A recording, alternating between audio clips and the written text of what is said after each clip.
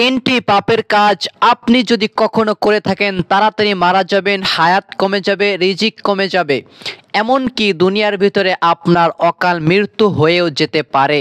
প্রিয়দিনী ভাই ও বোনেরা, আজকে আমি তিনটি এমন মারাত্মক পাপের বিষয় নিয়ে আলোচনা করব। এই তিনটি পাপের কাজ কখনো করবেন না। যদি করেন তাড়াতাড়ি মারা যাবেন, অকাল মৃত্যু হবে এবং অভাব অনটন লেগেই থাকবে, রিজিক কমে যাবে, হায়াত কমবে, দুনিয়ার ভিতরে বেশি দিন বসবাস করতে পারবেন না। যতদিন বসবাস করবেন অশান্তি ক্লান্তি নিয়ে আপনাকে দুনিয়াতে বসবাস করতে হবে। তাহলে প্রিয়দিনী ভাই ও বোনেরা, আমি বলে দিব ইনশাআল্লাহ সেই তিনটি পাপের কাজ কি কখনো করবেন না। আর যদি আপনি তিনটি পাপের কাজ করেও থাকেন আমি বলে দিব, যদি মিলে যায় সর্বশেষে আমরা তাওবা করব, ফিরে আসব, আর কখনো করব না। হয়তো আল্লাহ তাআলা আমাদেরকে ক্ষমা করে দিতে পারেন। আর যদি আপনি তিনটি পাপের কাজ করতেই থাকেন তাহলে আপনার কাছে আপনি দুনিয়াতে বেশি দিন বসবাস করতে পারবেন না এবং আপনার কাছে মালাকুল মাউত চলে আসবে। তাহলে প্রিয়দিনী ভাই ও বোনেরা, এই তিনটি পাপের কাজ হলো এমন নিকৃষ্ট কাজ, দুনিয়ার ভিতরে এমন নিকৃষ্ট কাজ, এই তিনটি পাপের কাজ আপনি কখনো করবেন না। আল্লাহ পাক রব্বুল আলামিন আমাদেরকে কেন সৃষ্টি করেছেন মানুষদেরকে? আল্লাহ পাক রব্বুল আলামিন বলতেছেন, ওয়ামা খালাকাতুল জিন্না ওয়াল ইনসা ইল্লা লিয়াবুদুন। আল্লাহ পাক রব্বুল আলামিন কোরআনুল কারীমের ভিতরে ইরশাদ করেন, আমি মানুষ এবং জিন জাতিকে সৃষ্টি করেছি একমাত্র আমার ইবাদত করার জন্য, আর কারোর গোলামি করার জন্য নয়, আর কারোর দাসত্ব করার জন্য নয়। তাহলে আল্লাহ পাক রব্বুল আলামিন আরো বলতেছেন, ظهر الفساد في البر والبحر بما كسبت أيدي الناس। আল্লাহ পাক রব্বুল আলামিন বলতেছেন, জল স্থলের ভিতরে যত যাহা কিছু আছে, যত প্রাণী আছে, হতে পারে মানুষ, তরুলতা, গাছপালা, যাহা কিছু আছে আল্লাহ পাক রব্বুল আলামিন সৃষ্টি করেছেন। এই যে মানুষ দুঃখ কষ্ট ভোগ করে এটা হচ্ছে নিজের হাতের কামাই, আর মানুষ যেইটা শান্তি সুখ শান্তি পায় এটাও হচ্ছে তার হাতের কামাই। তাহলে আমরা হাত দিয়ে আমাদের জীবন চলার পথে আমরা যেটা কামাই করি ওইটাই কিন্তু আল্লাহ তাআলা আমাদেরকে দেন। তাহলে সেই তিনটি পাপের কাজ কি আমি বলে দিব, সেই নিকৃষ্ট তিনটি পাপের কথাও ইনশাআল্লাহ বলে দিব। ধৈর্য ধরে ভিডিওটি দেখতে থাকুন। এবং আমরা অনেকেই অনেক নাচ গানের ভিডিও দেখি, ছবি দেখি, বিভিন্ন ধরনের ভিডিও দেখি, তাতে আমাদের বিরক্ত হয় না।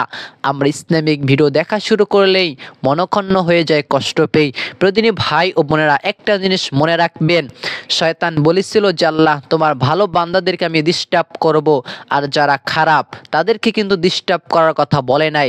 যারা ইসলামিক ভিডিও দেখবে, ওয়াজে যাবে, নামাজ পড়বে, তাদেরকে কিন্তু শয়তান বাধা দিবে, এর বাহির আর কাউকে বাধা দিবে না। তাহলে এই যে তিনটি নিকৃষ্ট পাপের কাজ, এর ভিতরে এক নাম্বার পাপের কাজ হলো দুনিয়ার ভিতরে যতদিন বসবাস করবেন কখনো জিনা করবেন না। এক নাম্বার পাপের কাজ হচ্ছে জিনা করা। আপনি কখনো জিনার মতো নিকৃষ্ট কাজ কখনো করবেন না।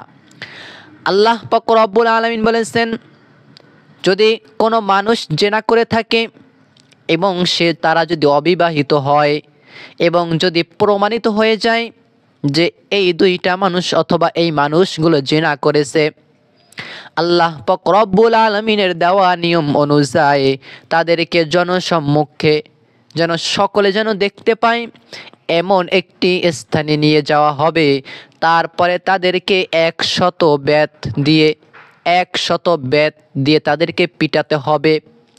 এইটা হতে পারে বেত অথবা চাবুক, চামড়ার চাবুক অথবা বেত দিয়ে তাদেরকে 100 পিটান দেওয়া লাগবে। এইটা হচ্ছে নিয়ম। এই নিয়ম যদি না মানা হয় তাহলে কিন্তু সে যদি তাওবাও না করে, কাল কিয়ামতের দিন আল্লাহ পাক রব্বুল আলামিন বলেছেন এই তিনটি পাপের শাস্তি কাল কিয়ামতের দিন ডাবল করে করবেন আল্লাহ তাআলা। আর ডাবল, তার ভিতর একটি হলো এই জিনার কাজ। তারপরে আল্লাহ পাক রব্বুল আলামিন বলেছেন, যদি কোনো অবিবাহিত পুরুষ এবং মহিলা যদি জিনার কাজে লিপ্ত হয়, জিনা করে, তাহলে তাদেরকে 100 পিটান দেওয়া লাগবে। আর যদি কোনো বিবাহিত পুরুষ এবং মহিলা যদি জিনা করে, তাদেরকে মাজা পরিমাণ, বুক পরিমাণ গর্ত করে গর্তের ভিতরে তাদেরকে রেখে তারপরে তাদের জীবন যতক্ষণ পর্যন্ত আছে ততক্ষণ পর্যন্ত জারি করে তাদের উপরে পাথর অথবা যাহা কিছু থাকে, খোয়া হতে পারে, পাথর হতে পারে, এই রকম করে তাকে আঘাত করতে করতে তার জীবনটাকে একদম শেষ করে দেওয়া হবে।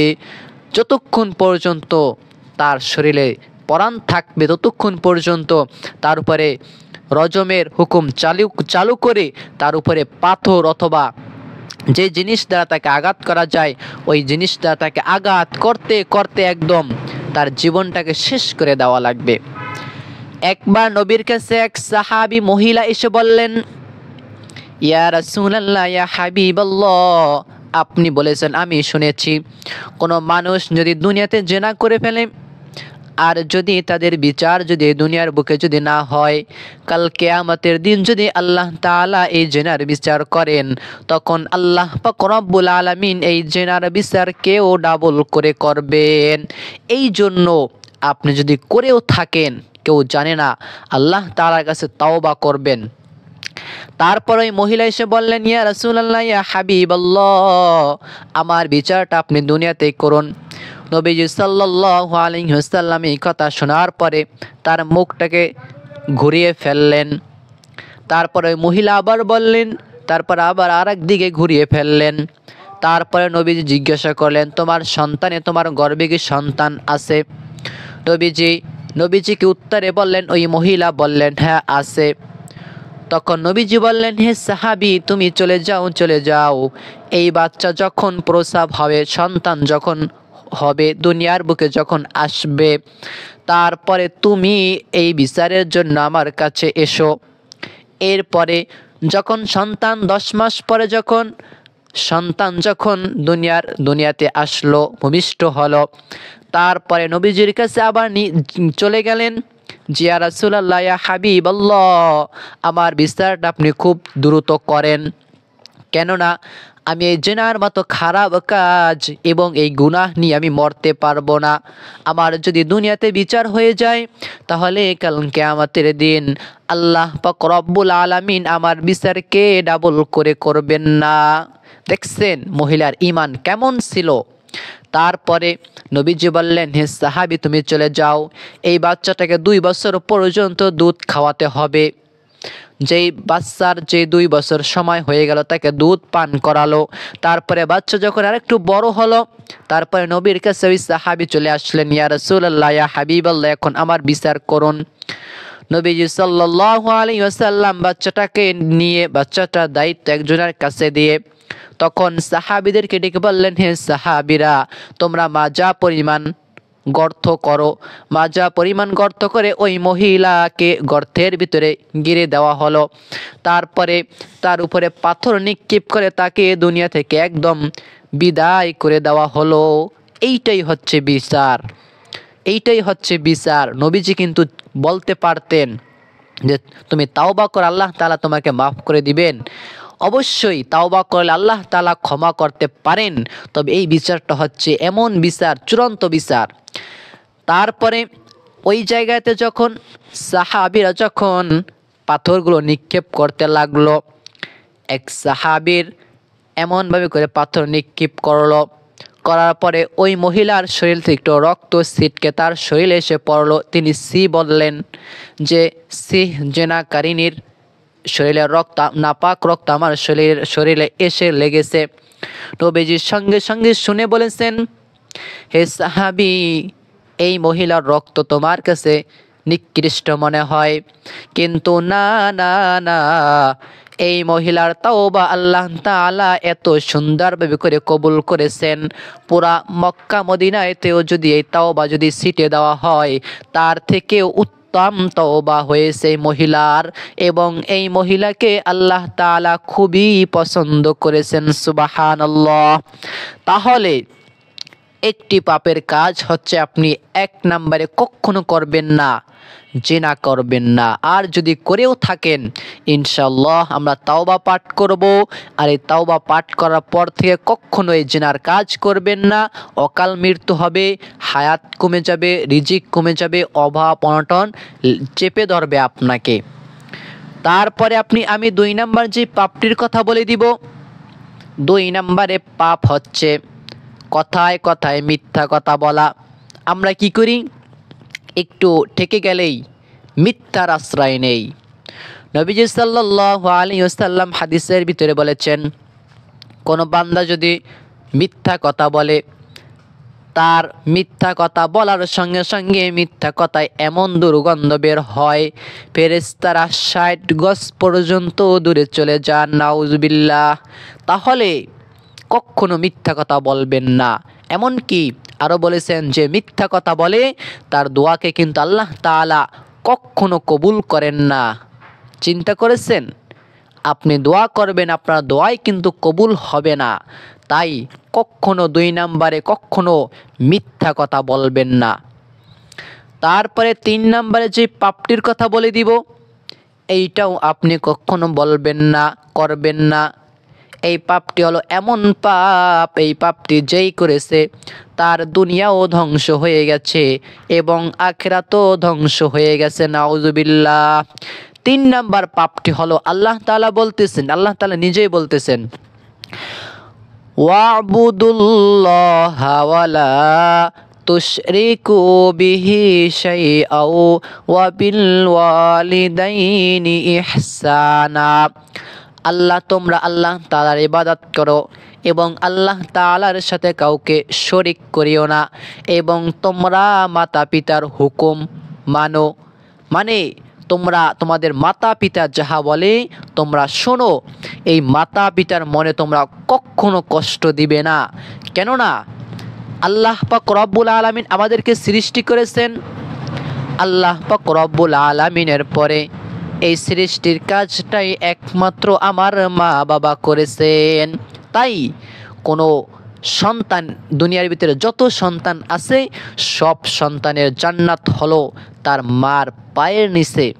তাহলে কখনো মা বাবাকে কষ্ট দিবেন না, দুনিয়ার বুকে আপনি শান্তিতে কখনো থাকতে পারবেন না এবং অশান্তি লেগেই থাকবে, হায়াত কমে যাবে, রিজিক কমে যাবে, অভাব অনটনের ভিতরে আপনি পড়ে থাকবেন।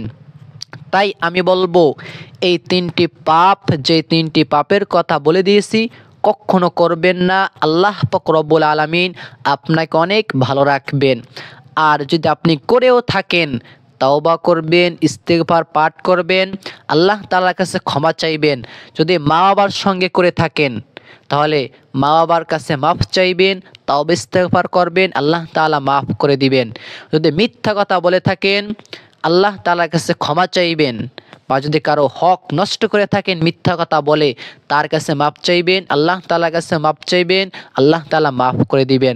যদি জিনা করে থাকেন তাহলে অবশ্যই আল্লাহ তাআলার কাছে তাওবা করবেন, ইস্তেগফার করবেন, চাইলে আল্লাহ পাক রব্বুল আলামিন আপনাকে মাফ করে দিতে পারেন।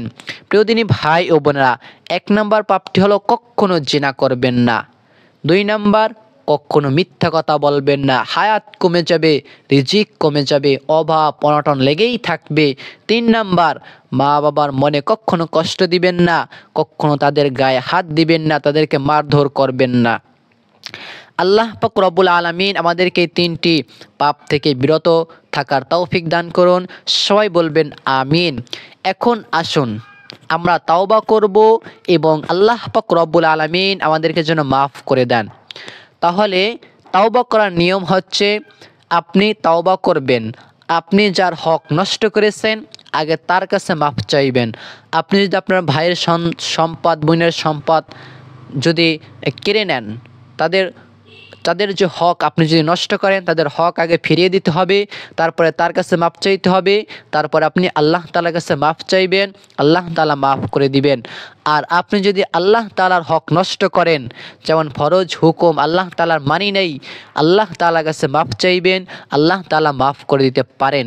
আর আপনি যদি জিনা করে থাকেন, অবশ্যই আল্লাহ তাআলার কাছে মাফ চাইবেন, আল্লাহ তাআলা চাইলে মাফ করে দিতে পারেন এবং কাল কিয়ামতের দিন আপনার বিচার ডাবল হবে না। তাহলে আসুন আমরা ইস্তেগফার পাঠ করব, খাস দিলে আমরা তাওবা করব, আল্লাহ তাআলা যেন আমাদেরকে মাফ করে দেন। সবাই বলুন আমিন। প্রিয় দিনী ভাই ও বোনেরা, এখন আমরা তাওবা পাঠ করব। আগে আমি বলবো, তারপরে আপনিও বলবেন। আসুন শুরু করি। আস্তাগফিরুল্লাহ, আস্তাগফিরুল্লাহ রব্বি মিন কুল্লি যামবি ওয়া আতুবু ইলাইহি লা হাওলা ওয়ালা কুওয়াতা ইল্লা বিল্লাহ। আবারও বলে দিচ্ছি, আস্তাগফিরুল্লাহাল্লাযী লা ইলাহা ইল্লাহু আল হাইয়ুল কাইয়্যুম ওয়া আতুবু ইলাইহি। আবারও আমার সঙ্গে সঙ্গে পাঠ করুন। সুবহানাল্লাহি ওয়া বিহামদিহি আস্তাগফিরুল্লাহ। আবারও বলুন, আস্তাগফিরুল্লাহ রব্বি মিন কুল্লি যামবি ওয়া আতুবু ইলাইহি লা হাওলা ওয়ালা কুওয়াতা ইল্লা বিল্লাহ। এই নিয়মে আপনি ইস্তেগফার পাঠ করবেন, মনের ভিতরে আশা রাখবেন যে আল্লাহ আমি তাওবা করতেছি, জীবনের সমস্ত গুনাহকে তুমি মাফ করে দাও। সেই আশা নিয়ে যে আল্লাহ তাআলা মাফ করবে, সেই আশা নিয়ে আল্লাহ তাআলার কাছে মাফ চাইবেন, আল্লাহ তাআলা অবশ্যই আপনাকে মাফ করে দিবেন। আল্লাহ তাআলার হক নষ্ট করে থাকলে অবশ্যই আল্লাহ পাক রব্বুল আলামিন মাফ করে দিবেন। আল্লাহ তাআলা বলেছেন, বান্দা তুমি যদি সারা দিনও, সারা বছর, সারা সময় যদি গুনাহ করো, আমার কাছে যদি অনুতপ্ত হও, মাফ চাও, তাহলে আমি মাফ করে দিব। হযরত আদম আলাইহিস সালাতু ওয়াস সালাম যে ভুল করেছেন, তার জন্য আল্লাহ তাআলার কাছে মাফ চেয়েছেন, আল্লাহ তাআলা তাকে মাফ করে দিয়েছিলেন। সুবহানাল্লাহ। তাহলে আমরাও তো ভুল করেই থাকি, আল্লাহ তাআলা আমাদেরকেও মাফ করে দিবেন ইনশাআল্লাহ। আল্লাহ পাক রব্বুল আলামিন আপনার জীবনের গুনাহ, আমার জীবনের গুনাহ, সকলের জীবনের গুনাহ মাফ করে দিন। সবাই বলুন আমিন।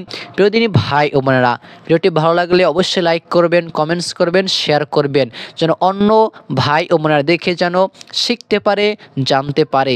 ভালো থাকুন, সুস্থ থাকুন। আমি এই জায়গায় বিদায় নিচ্ছি। আসসালামু আলাইকুম ওয়া রাহমাতুল্লাহ।